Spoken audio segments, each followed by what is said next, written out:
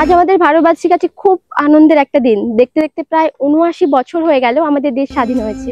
খুব খুশি আজকে আমরা। আরে বাহ, কোন স্বাধীনতার জন্য তুই এত খুশি? যেখানে মেয়েদের কোনো স্বাধীনতা নেই সেই স্বাধীনতার কথা বলছিস? কিন্তু আমাদের দেশ তো স্বাধীন। আরে স্বাধীন তো তারা যারা অন্যায় করে স্বাধীনভাবে আজও ঘুরে বেড়াচ্ছে। তাহলে এই স্বাধীনতা দিবস কাদের জন্য?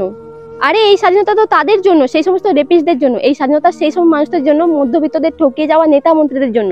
এই স্বাধীনতা সেই সব অত্যাচারী মানুষদের জন্য যারা অত্যাচার করে, যারা অপরাধ করে কোনো শাস্তি পায় না। আমাদের মতো নারী সমাজের জন্য এই স্বাধীনতা তো একদমই না। শুধু দেশটাই স্বাধীন হয়েছে, তবে নারী সমাজ না। কিন্তু আমাদের